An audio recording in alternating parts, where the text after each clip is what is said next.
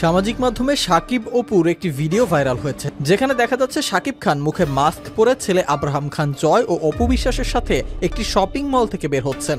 তিনজনই মাস্ক পরা অবস্থায় শপিং মল থেকে বের হয়ে গাড়িতে ওঠেন। গাড়ির সামনের আসনে বসেন শাকিব ও জয়, পেছনে ওঠেন অপু বিশ্বাস। জয়ের হাতে এ সময় একটি ব্যাগ দেখা গেছে। ভক্তরা ভিডিও করতে শুরু করলে অপু বিশ্বাস তাদের দিকে ঘুরে হাসেন। তবে শাকিব খান দ্রুত এই গাড়িতে উঠে বসেন। তার ছেলের জন্য কেনাকাটা করতে এসেছিলেন তারা। নতুন এই ভাইরাল ভিডিও নতুন করে গুঞ্জনের জন্ম দিয়েছে। অনেকেই প্রশ্ন করছেন, তবে কি ফের এই দুজন তারকা এক হচ্ছেন? তবে সেই গুঞ্জনের মুখে লাগাম টেনে দিলেন বুবলি। জানিয়ে দিলেন শাকিব আব্রাহাম ও অপু বিশ্বাসের সঙ্গেই সময় পার করেছেন এমনটা নয়, শেহজাদ খান বীর ও বুবলির সঙ্গেও ঈদের সময় পার করেছেন।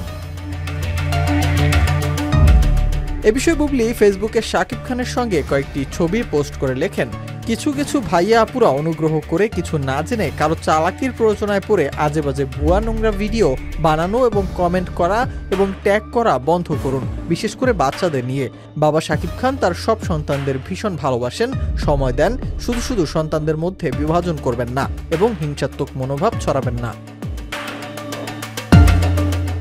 বুবলি আরও বলেন, সব বাবা মায়েরদের মতো আমরাও আমাদের সর্বোচ্চটা দিয়ে আমাদের সন্তানকে ভালো রাখতে চাই, কারণ পরিবারের বন্ধন সবচেয়ে সুন্দর এবং শক্তিশালী।